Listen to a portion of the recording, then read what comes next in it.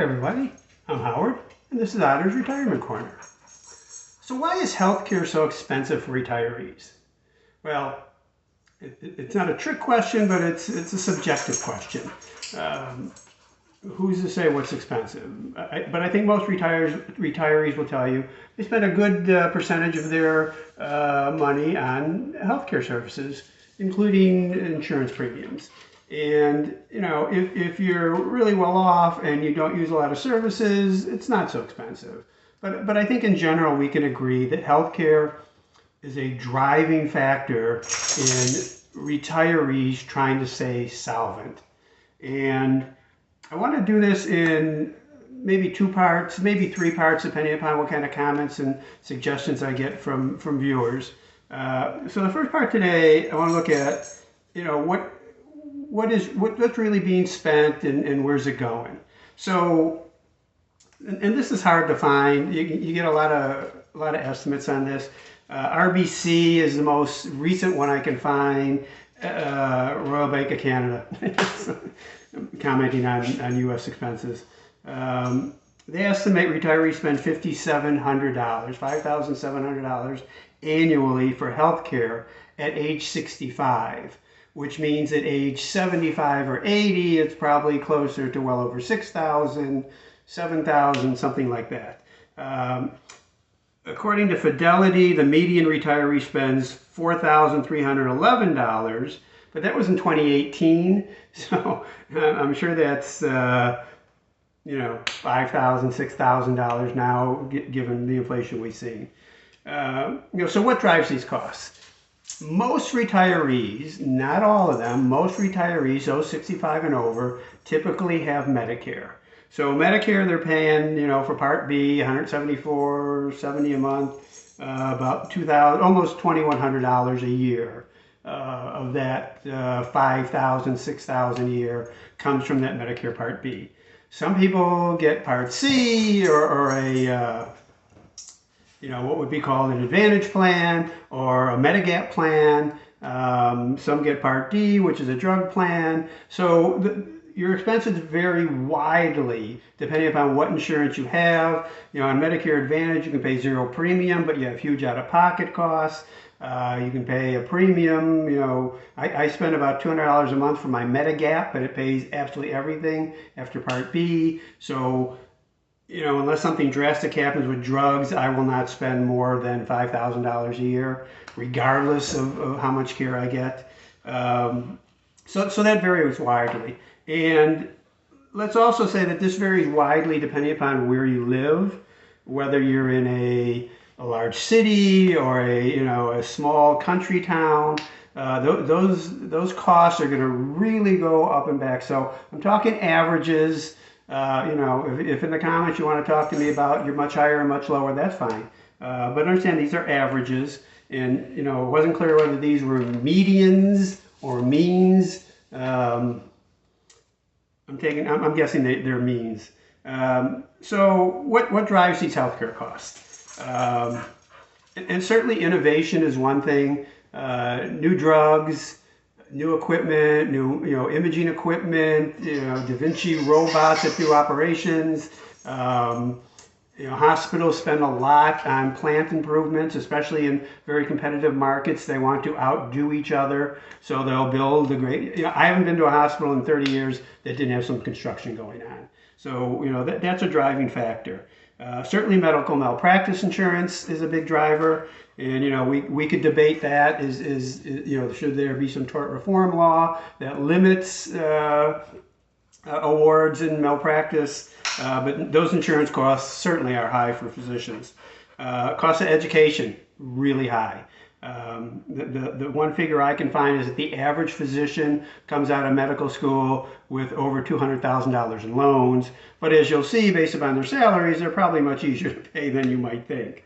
Let's look at that really quickly. I pulled out a average physician salary by specialty, and this is as of 2023.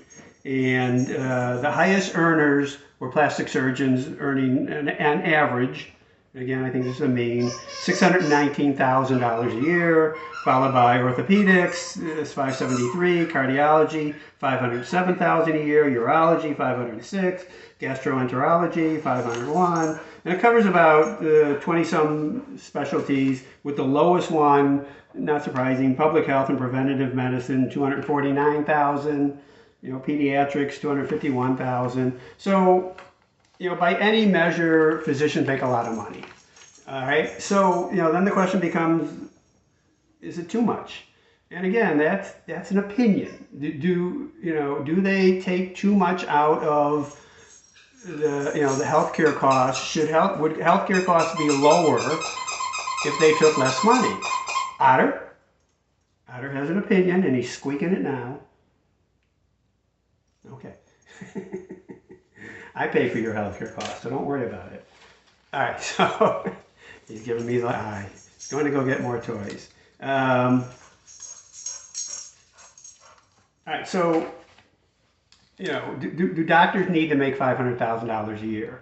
And did they go into it thinking, oh, I want to go into medicine because I can make $400,000 or $500,000 a year and I'll be wealthy and I'll buy all the things I want and I'll be comfortable and life will be great? Or do they go into healthcare because, hey, I see the need for people, getting help and they're suffering and I want to help people? And I'm sure it's both, and I'm sure some physicians do it for both reasons. But regardless of that, the question is it hurting retirees because we have to pay so much money so they can afford these salaries? I also looked at hospitals, and when I was in finance, I did a lot of work in the healthcare industry. I studied hospitals. I wrote white papers on hospitals. By and large, for-profit hospitals struggle. The biggest, HCA is the biggest. They struggle, and it's because they pay taxes. Not-for-profit hospitals, especially the larger ones, do pretty well. I mean, there's down years, there's bad years, certainly, but they do pretty well. I looked up a few, and I looked at how much cash or endowments they have. Advocate Health holding about $24 billion, Ascension Health, $20 billion, Common Spirit Health, $19 billion. And you go up and down the line of the largest, and there's certainly most of them over $10 billion. They got the money they need to do whatever they need to do, and that comes at the cost of their patients paying that. I mean, that's where they get the money. Do they need that much money?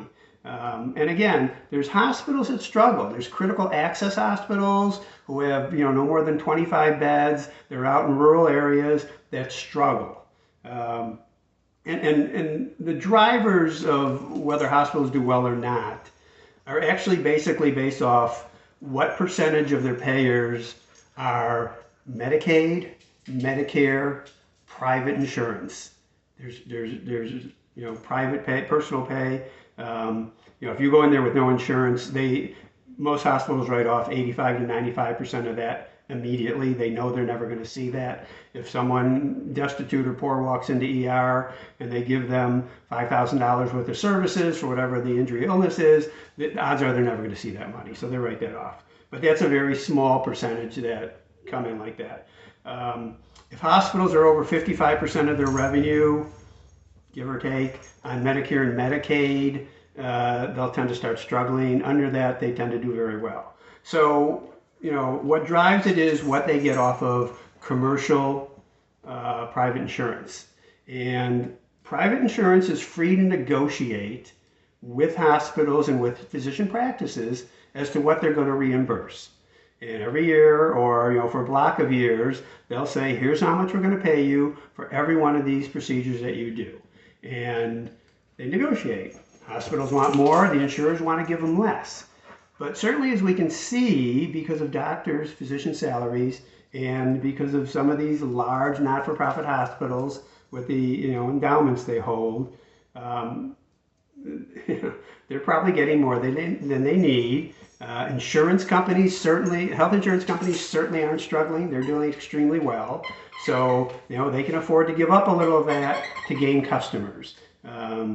Certainly a hospital will negotiate with an insurance company that's willing to give them more money versus ones that aren't. So, that's the game they play. And in my opinion, even though there's so much driving the cost, legitimately driving the cost of healthcare, there's a lot of excess in there. And I want to hear your opinions. Do you see that? Do you understand that? Do you agree with that? Do you disagree with that? You know, there's really no need. Well, there's some need, but the need isn't so great that healthcare should be this expensive. And there's no way to really take that down unless you change laws. And we're going to talk about that in my next video. We're going to talk about single payer. You know, throw that out at me now, you know, or save those comments for after that, because I think those will be where the comments get really wild. So, you know, let's talk about that. What do you think about healthcare costs, you know, especially as retirees? And again, remember, there's retirees that are younger than 65 that don't have Medicare. So their costs, you know, whether they're 50 years old or 55 or 62, whatever it is, their costs are driven by whatever insurance they get, whether it's private insurance or they go on to the ACA healthcare marketplace and pay for a policy or get subsidized for a policy. That's all in those averages. In general, though, you know, the amount the average person, for every 331, 2 million people in the country, the average cost right now is about $14,000 a year, or the average spend on healthcare, including insurance premiums. And we'll get into that a little bit more in the next video. So please like, subscribe. Tell me about your thoughts on this. Give me your questions. Give me your ideas for videos related to this. Again, we're going to talk about single payer, but whatever else you want to talk about. So thanks, and we'll see you next time. Bye.